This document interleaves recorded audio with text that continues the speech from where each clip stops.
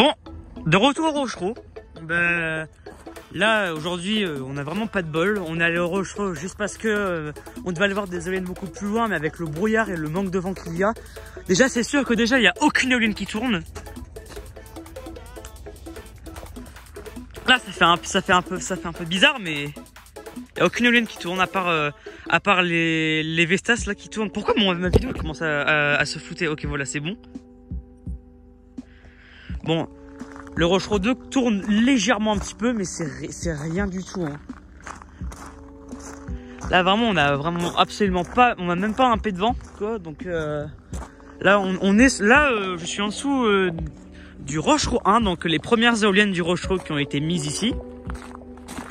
Donc du coup là, ces modèles d'éoliennes là, plus précisément, ça va être c'est de la Ecotechnia, donc de la Eco 80.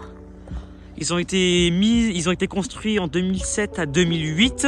Alors je comprends toujours pas pourquoi ils ont le numéro de série, c'est SR6. Pourquoi SR6, j'en sais absolument rien. Mais là on est en dessous de l'éolienne, ben voilà, d'une Ecotechnia Eco 80. Donc vraiment des machines qui sont vraiment tout petits, voire même un peu le bazar techniquement, mais en termes sur l'aspect technique. Déjà voilà la ressemblance déjà du pied. Danger haute tension. C'est pas le truc qui m'intéresse. Avec oh là là, le devant il a pris cher en termes d'humidité. Même ma maquette d'éolienne elle trompe pas. Tellement qu'il n'y a pas de vent. Un truc de dingue. Tellement que. Oh, il y a de l'humidité. Est-ce que je peux faire un marquage? Oh attends, avec l'humidité je vais me faire un marquage. Voilà ma première tentative de faire un logo à peine visible. Ça c'est ma deuxième tentative. Voilà. Donc du coup il y a deux logos un petit peu en sorte en mode éolienne. Donc si jamais il y a des passionnés qui habitent vraiment à côté du Rochereau et qui voient ce logo, alors là ils vont se poser des questions. Qu'est-ce que c'est que ça? Après je sais pas si ça compte comme dégradation, mais j'ai osé le faire puisque l'éolienne il avait de l'humidité. Parce que son mag il a pris cher en termes d'humidité hein, quand on y repense. Et là l'éolienne elle ne bouge pas d'un poil. Là on a le Rochereau 2. D'ailleurs je vais parler de deux projets qu'il y a autour des éoliennes du Rochereau. En fait le projet du Rochereau 2 ça va pas changer puisqu'ils sont déjà installés depuis 2016. Voilà, on est sur de la V90, donc de la Vestas, sur une hauteur de 80 mètres, donc en MK8 il me semble la plateforme Vestas. Après, oh purée, même l'éolienne d'en face on la voit pas. C'est vraiment le brouillard, c'est vraiment ridicule comme météo. Je vous jure, mais c'est vraiment ridicule. Là on a le panneau que je peux pas encore les voir. Là on a le derrière de l'éolienne là. Bon, en parlant des projets qu'il y a autour du Rochereau, ouais, je disais, vous voyez le Rochereau 1 là exactement où je suis là, sur les vieilles Ecotechnia là.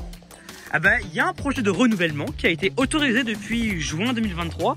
Il s'agit de mettre 4 éoliennes de 230 mètres de haut, dont l'éolienne prévue fait 4,2 MW avec des tours d'à peu près 155 mètres. Donc comme modèle on doit être sur de la V150 en 4.2. Donc ça sera pas des Ventus, mais il y a des V150, 4 nouvelles V150 qui sera prévues pour le repowering du Rochereau 1. Et puis genre on va avoir genre une éolienne là, deux éoliennes là, la troisième éolienne qui sera là et la quatrième éolienne qui sera au niveau du Rochereau 2 là à peu près ici. Ça serait quand même à peu près aligné mais placé différemment puisque ce serait des éoliennes géantes. Après il y a un deuxième projet. Voilà, en fait le premier projet de renouvellement il est par Cergy, mais le deuxième c'est le projet des Jarry il me semble. On a des éoliennes de 193 mètres de haut qui est prévu, mais sauf que là ce n'est pas Cergy mais c'est JP2E. JP2E, c'est la première fois que j'en ai entendu en parler d'un projet sur le Rochereau. Donc du coup là, ce qui consiste le projet des Jarry qui est encore en développement à l'heure actuelle, on prévoit d'installer 2 éoliennes avec des mâts d'à peu près 135 mètres de haut, avec un rotor d'approximativement entre 110 et 120 mètres de diamètre. Donc du coup le modèle qui était prévu initialement c'était de la Enercon E115, mais moi ça m'aurait étonné que ça soit encore fabriqué encore aujourd'hui puisque c'est plus sur le marché d'Enercon ou ni sur le site d'Enercon. Alors soit comme modèle alternative, soit ils mettent de la V117 sur des tours de, de 135 mètres, une tour pour la V126, ou alors de la N117 Delta sur des tours de 134 mètres. Il me semble que ça existe ça, qui est des tours à la base pour la N131. Après la N117 Delta et la V117, c'est encore des modèles qui sont encore présents sur le marché éolien actuel parce que on va dire que le marché des petits rotors, quand c'est nouvelle, c'est vraiment très restreint aujourd'hui. Bref, moi je pense que j'ai fait le tour en termes du Rochereau. En tout cas, je voulais savoir qu'est-ce que ça faisait de voir des éoliennes en dessous du brouillard, et c'est nul, vraiment nul, honnêtement. Je m'attendais pas à voir. En fait, on voit même pas l'entièreté du parc éolien. Bon allez, moi j'y vais.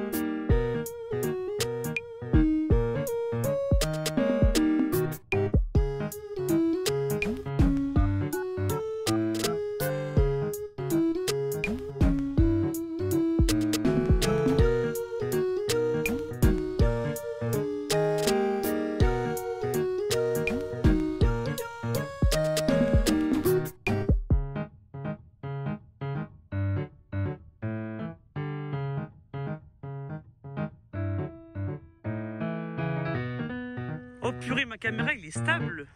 Oh, je suis content de ça. Et par contre, le fait qu'il y ait du brouillard, c'est nul. Attends, c'est vraiment nul, mais... Hein, même ma maquette de lune, elle tourne. Non mais c'est quoi ça?